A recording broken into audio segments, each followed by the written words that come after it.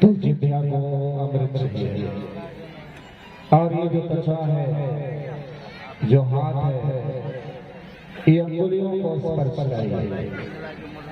ये अंगुलियां जब सदगुरु के चरणों को स्पर्श करती हैं, जब आप किसी महात्मा के चरणों को अंगुलियों से छू कर मस्तक होते हैं, सर चढ़ाते हैं, ये अंगुलियां तृप्त हो जाती हैं। लेकिन जो परमात्मा के बारे में स्वामी शिवाजी महाराज कहते हैं कि परमात्मा को जाने देगा। अगर मानव जीवन में आपने परमात्मा को नहीं जाना तो सिर्फ गुरुमंत्र लेने के कारण आपको 7 बार मानव जीवन मिलता है। सिर्फ कान में गुरु के द्वारा दिया गया मंत्र जिन लोगों ने लिया है, परमात्मा उसको 7 बार मानव का जन्म देता है। उसके कर्मों के अनुसार वह मनुष्य लंगड़ा हो जाए, लूला हो जाए, गरीब हो जाए, अमीर हो जाए, बहरा हो जाए, अंधा हो जाए, लेकिन उसका जन्म केवल मनुष्य का होगा। क्योंकि मानव जन्म में हमने गुरुमंत्र ले लिया है, तो परमात्मा की भी क्षमता नहीं है कि आपको 7 जन्म तक वो आपको बाहर कर सके। 7 जन्म केवल गुरुमंत्र लेने के कारण आपको मानव जीवन मिलता है। इसलिए आपकी जो शादी हुई थी वो कितने दिन की और क्या पहले होते उसे 7, और 7 जन्म का वादा किया जाता शादी में कि हम 7 जन्म साथ रहेंगे, 7 जन्म साथ मरेंगे। लेकिन आपने गुरुमंत्र नहीं लिया, पत्नी गुरुमंत्र नहीं लिया और पति गुरुमंत्र लिया, तो पत्नी पहले मर जाए या बाद में मर जाए, वो पति का साथ उसका छूट जाएगा। या पत्नी गुरुमंत्र ले लिया है, पति गुरुमंत्र नहीं लिया है, पति मर जाएगा, उसका साथ नहीं लिया जाएगा। स्वामी शिवानंद जी महाराज ने कहा है कि गुरुमंत्र लेना एक ऐसा थ्योरी है, एक ऐसा जीन है कि जब कपल शादी के पहले, हमारे यहाँ परंपरा है कि शादी के पहले लड़का लड़की को हम लोग दीक्षित कराते हैं। जब वो दीक्षित हो जाते हैं तभी उनकी शादी होती है। तो दीक्षा लेने के बाद जो शादी होती है, वह जो मंत्र है, आप लोग जितने यहाँ बैठे हैं, आपके कान में जो भी मंत्र दिया जाता है आपको सुनाई नहीं देता। केवल पढ़ने वाला जो मंत्र देता है कान में बुदबुदाता है, आपको कुछ भी पता नहीं होता है। लेकिन उसका मंत्र का जो स्पर्श है, जो ही कान को छूकर हृदय अंदर में आता है, आपका काम शुरू हो जाता है, तत्काल आपको श्रद्धा का जन्म हो जाता है। तो गुरुमंत्र लेने वाला मनुष्य 7 जन्म तक वो मनुष्य रहता है। तो स्वामी शिवानंद जी महाराज कहते हैं गुरु के चरणों को छूने से अंगुलियां ठीक हो जाती हैं। लेकिन परमात्मा जो सूक्ष्म है, जो बिल्कुल सूक्ष्म अति सूक्ष्म है, जब हमारी आत्मा हमारे पानी में नहीं दिखाई दे सकती है, उसी प्रकार से परमात्मा जब आत्मा सूक्ष्म है तो उससे ज्यादा सूक्ष्म परमात्मा है। तो परमात्मा सूक्ष्म होते हुए विराट हो जाता है, वह परमात्मा हमारे मस्तक में होता है। और मैं आप सबसे एक निवेदन करना चाहता हूँ, आप सबको बताया गया होगा कि शरीर में 7 चक्र होते हैं। जब 7 चक्र होते हैं तो ये 7 स्टेशन है। आत्मा और परमात्मा के बीच में 7 स्टेशन है। एक रेलगाड़ी आएगी और उसमें आत्मा बैठ जाएगी और परमात्मा रूपी स्टेशन पर जाकर रुक जाती है। और वो स्टेशन की 2 रूटें होती हैं, उसकी 2 पटरियां होती हैं, इंगला पिंगला, ये 2 पटरियां हैं जिस पर आत्मा की रेलगाड़ी चलती है। उसमें आत्मा बैठती है दुल्हन बनकर करके। इंगला पिंगला ये 2 पटरी है, तापर गाड़ी खड़ी रही, सुख मुनि के घाट पर एक नाम की झंडी गड़ी रही। मन इंजन जहाँ लगता गाड़ी, ज्ञान गाड़ी जब बैठी पछाड़ी, ताही पर हुक्म चलाया हो माया रेल बनाया। ये जो हमारी इंगला पिंगला जो धाराएं हैं, मूलाधार चक्र से शुरू होती हैं और ब्रह्मांड तक अर्थात अंतिम मस्तिष्क तक जो आखिरी द्वार है, उस द्वार तक ये जाकर विश्राम होती है।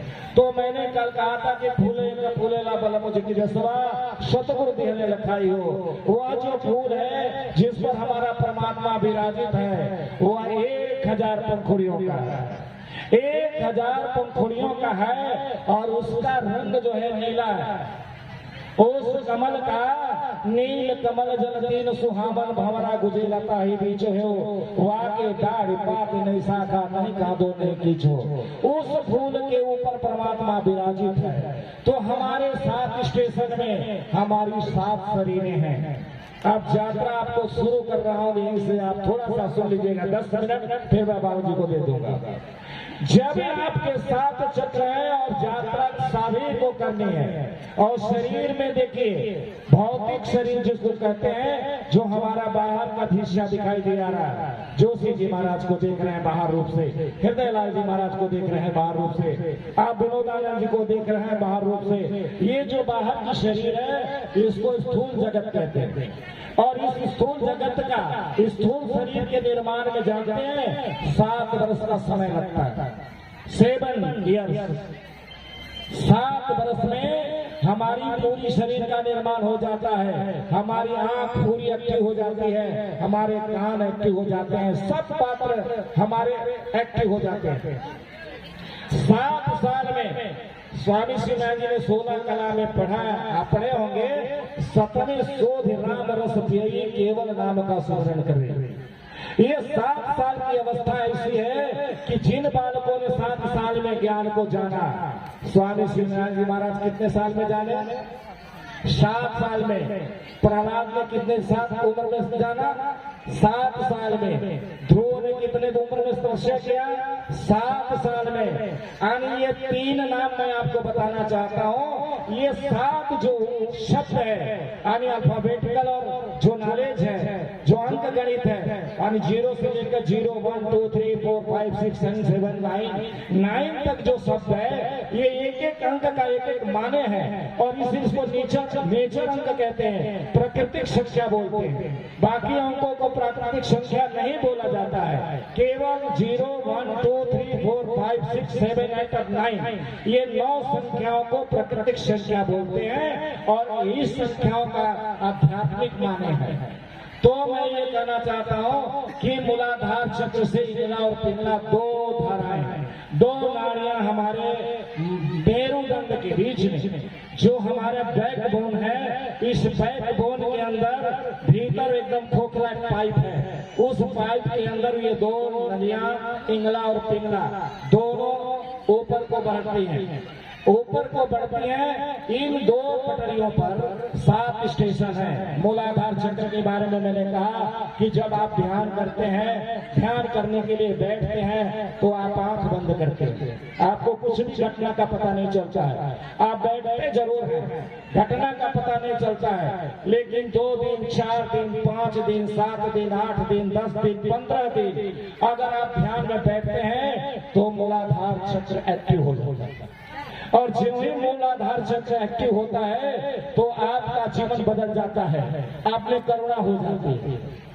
इसी तरह से रोज ध्यान अभ्यास करने वाले जितना वो ध्यान करेगा, अगर जब मूलाधार चक्र एक्टिव हुआ उसके बाद स्वादिष्टान चक्र एक्टिव हुआ, अरे नाभि और मूलाधार चक्र के बीच में गौरी स्टेशन है जिसको स्वादिष्टान चक्र कहते हैं, वह एक्टिव होता है। और जब वह एक्टिव होता है तो मनुष्य क्या होता है, वह ध्यान के अंदर परिपक्व हो जाता है। मणिपुर चक्र जो बंद है, जिसको आप भेड़ुकी कहते हैं, नाभि कहते हैं, ये एक्टिव होने के बाद यहाँ से आत्मा साफ, ये आत्मा का केंद्र है। यहाँ जो आत्मा जब मणिपुर जागृत होती है, अब यहाँ से कुंडलिनी शक्ति का जप हो जाता है। बोले श्री सदगुरु महाराज की। अब कुंडलिनी शक्ति जब जगती है ना, अब जगती है तो अब कार्य आपका शुरू हुआ।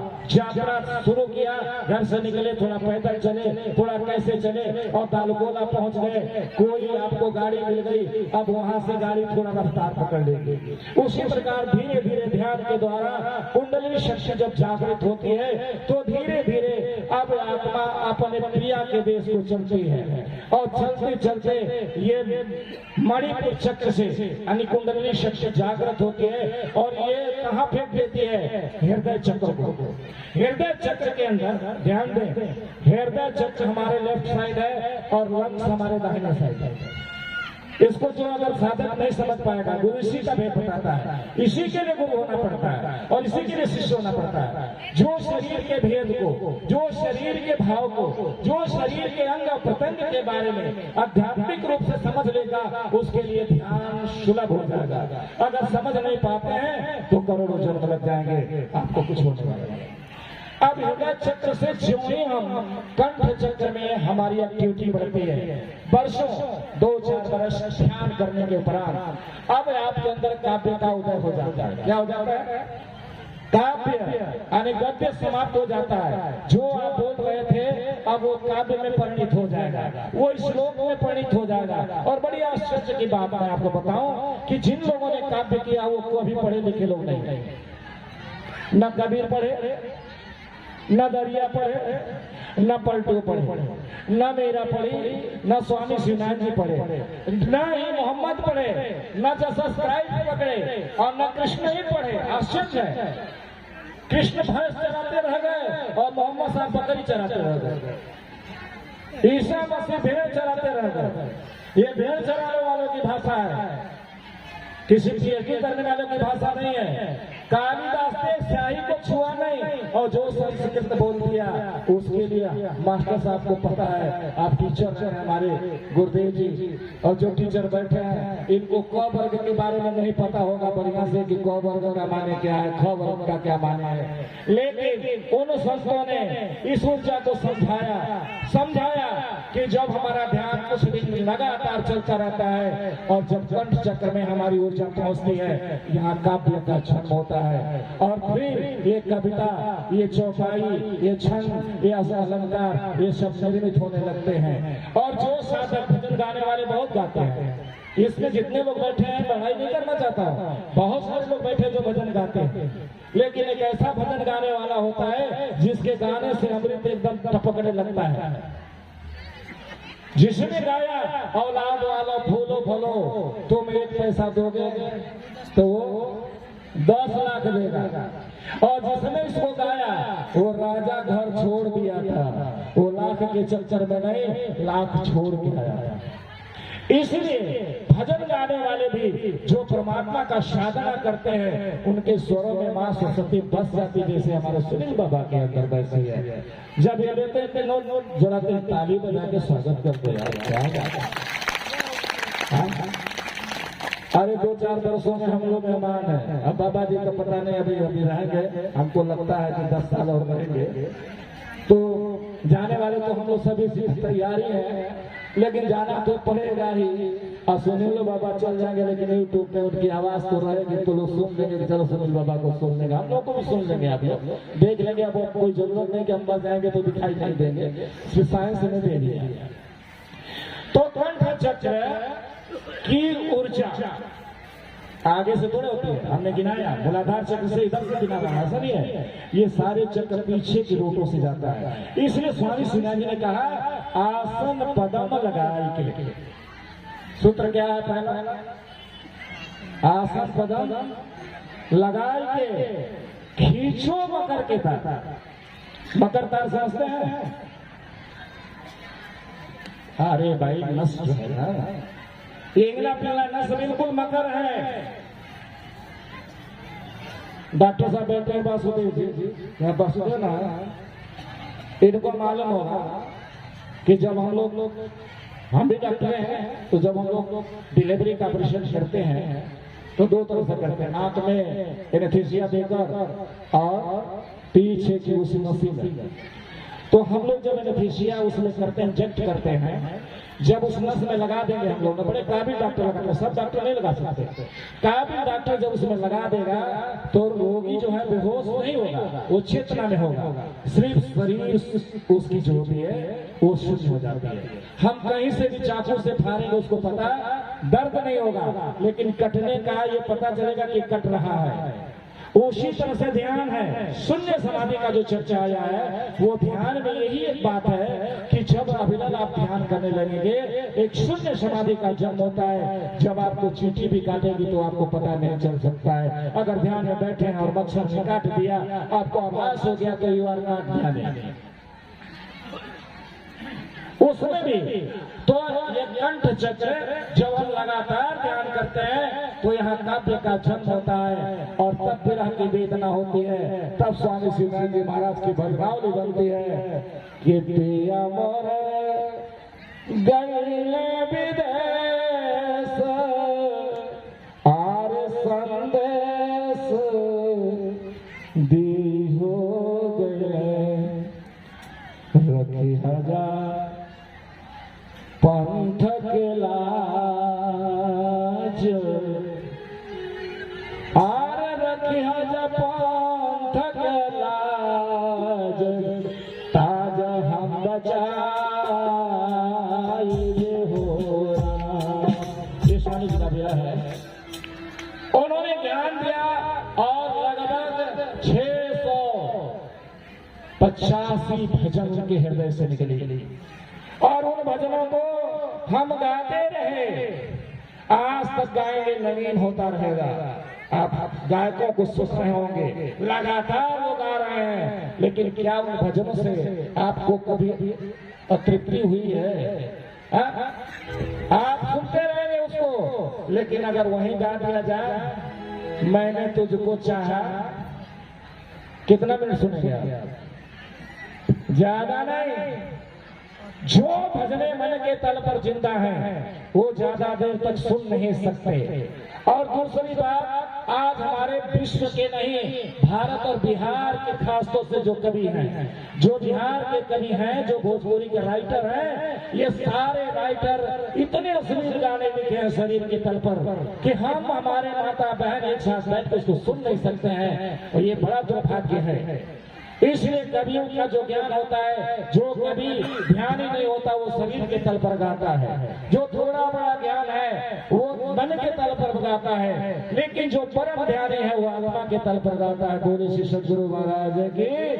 ये संतों की जितनी भजन है वो आत्मा के तल पर है। कंठ चक्र से जब हम अब मेन पॉइंट पर आते हैं, अज्ञा चक्र। अज्ञा चक्र कहते हैं यहाँ। आपका अज्ञा चक्र का मतलब क्या होता है? अज्ञा मतलब क्या होता है? आदेश। अब तो समझ हो गए। यहाँ पर जब हमारी ऊर्जा पहुंचती है तो अज्ञा मिलता है, और यहाँ पर आकर वो दोनों नाड़ियां हिंगला और पिंगला इसी पॉइंट पर आकर वो सुषुम्ना में कन्वर्ट होती है। और इसी को स्वामी शिवानंद जी महाराज ने कहा है कि सुषुम्ना घटिया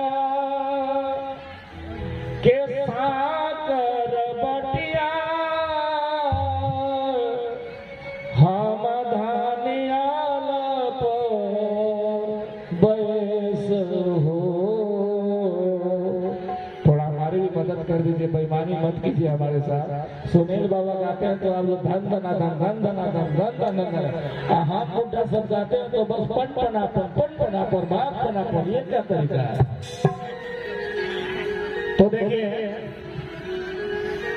स्वामी शिवानंद कहते हैं कंठ चक्र से जब अज्ञा चक्र के पास ऊर्जा पहुंचती है, हमारी कुंडलिनी ताकत वहां पहुंचती है, तो होता क्या है, एक छोटी सी चीज मिलती है। अब वहाँ एक पटरी हो जाती है। दो पटरियां नहीं, अब एक पटरिया। उसी को स्वामी शिवानंद जी महाराज कहते हैं कि सुषुम्ना घटिया के साकर बटिया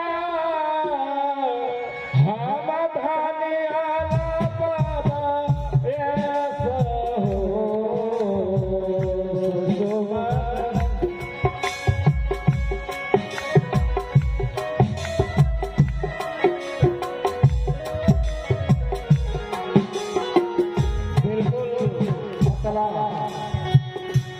सुषुम्ना नाड़ी बिल्कुल बंदा सावधान। और इस उसमें जब हमारी आत्मा प्रवेश होती है, हमारा स्वर प्रवेश होता है, भोले भोले पंथना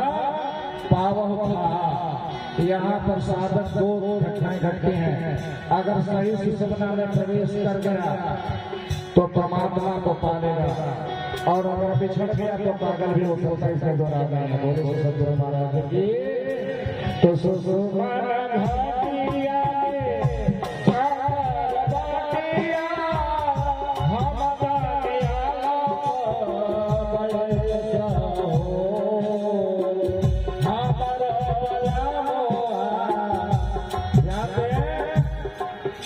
ये पतिदेव जो बैठे नहीं, जो दारू पीते हैं, जो जुआ खेलते हैं, जो स्त्रियों को मारते हैं, स्त्रियों को गाली देते हैं, एक छोटा सा शब्द देख करके उस पर हुकूमत चलाते हैं, ये पतिदेव के बारे में कहता हूँ।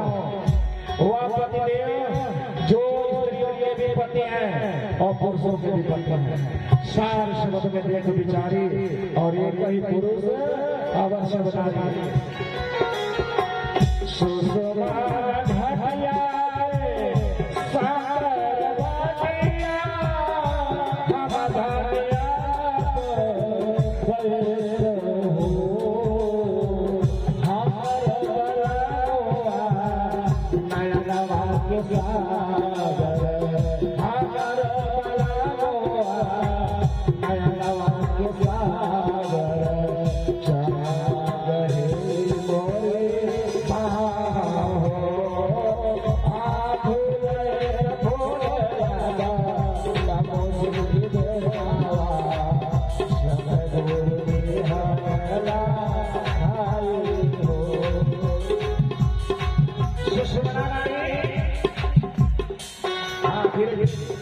सुषुम्ना नाड़ी और जरा उसमें जब प्रवेश होती है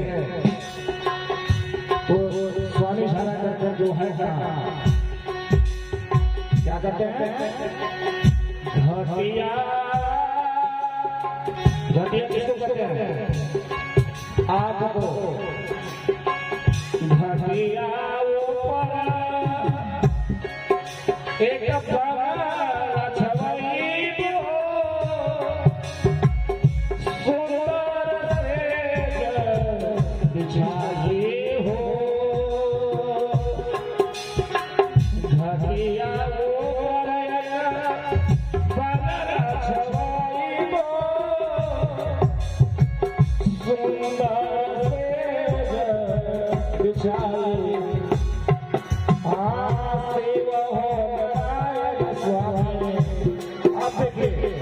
जन जन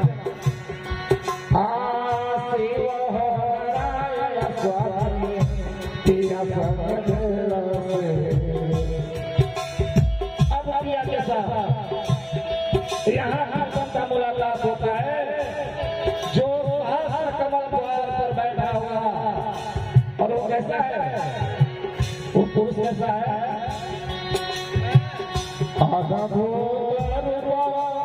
स्वामी भगवान का रूप कैसा है, आधा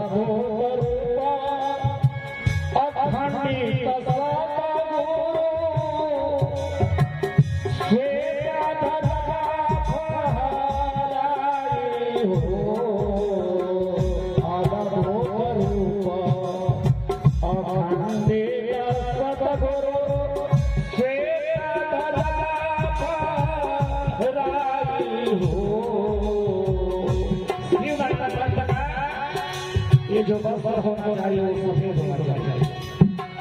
स्वामी शिवराज जी महाराज से मोहम्मद शाह सुल्ताना ने पूछा, कौन रंग है भेष तुम्हारी, कौन तुम्हारी जाति, क्या तुम्हारी नक्शबंदी है, कौन तुम्हारा साथी, तो स्वामी शिवराज जी मुस्कुरा के कहते हैं, श्वेत रंग है भेष हमारा, सब हमारी जाति, हम लोग जाति रहते हैं, वो साथ है तो कर्मकार है तो सपना है तो हर सपना है तो हर यादव है, भाई चमार है तो हर भक्ति है और हई मुसार है। स्वामी शिवराज जी कहते हैं, श्वेत रंग है भेष हमारा, सब हमारी जाति और मोक्ष हमारी रक्षक है, कर्म हमारा साथी। उसी को स्वामी जी कहते हैं,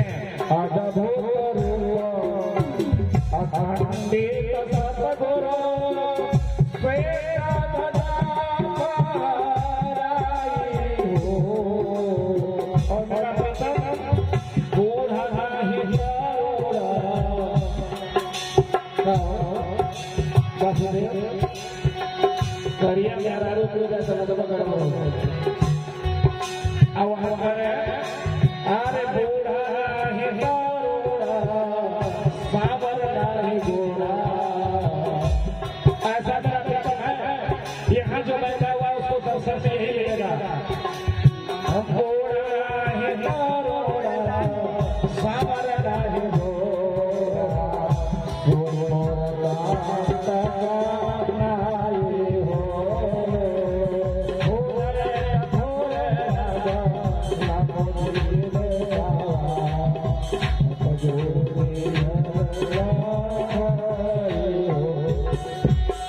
प्यारे गुरु भाई बहनों, ये अंतिम समय का सत्संग है।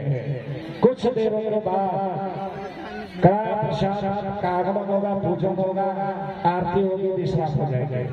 लेकिन ये बड़ा सौभाग्य है और मैं बाबा सदगुरु शंकरदेव जी महाराज को धन्यवाद तो नहीं दे सकता हूँ, आभार व्यक्त कर सकता हूँ कि कंपन शरीर हो रही है, कंपन शरीर हो रही है। इस उम्र में कोई अपना वतन नहीं छोड़ना चाहता है, लेकिन धन है महापुरुष इस उम्र में भी, इस पड़ाव पर भी आप सबको उपदेश देने के लिए आए हैं। बाबा के नाम पर जोरदार तालियां आपको बता देना चाहिए। नहीं समझा एक हाथ उठाइए सब लोग, फिर दूसरा हाथ, और बाबा के अभिनंदन में फिर एक बार जोरदार ताली बजा दीजिए। हाँ, आप सबने सुना, मैं ज्यादा आपको नहीं, ये गगनमाल 7 शरीरें हैं, उन शरीरों के बारे में बाबा जी बता देंगे और बाबा जी के ज्ञान से हम भी कुछ सीखना चाहते कि मैं अपनी बात कर रहा हूँ। बाबा का उपदेश हमने सुना है, उसी को मैं आप सबके बीच रख रहा हूँ और मैं संचालक महोदय से निवेदन करूँगा कि यार मैं आत्मा चंद्रवार की तरफ से आप सबका हार्दिक अभिनंदन करना चाहता हूँ और 24 तारीख को दिसंबर को ऑल इंडिया का सम्मेलन हो रहा है गुरु ग्रंथ साहब की जयंती पर। जिन गुरु भाइयों को इच्छा हो दर्शन देने की कृपा करें और स्वामी शिवाजी जी महाराज का गुरुद्वारा भी निर्माण होने जा रहा है। सामान मटेरियल कुछ गिर चुका है, धन अभाव है। हम आप सबसे निवेदन करूंगा, कोई भी शख्स जब आपके बीच में जाए उस गुरुद्वारा के लिए तो आप लोग उसको मदद कीजिएगा।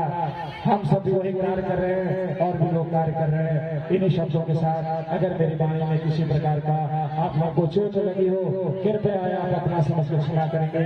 जय गुरु सरस्वती, धन्यवाद।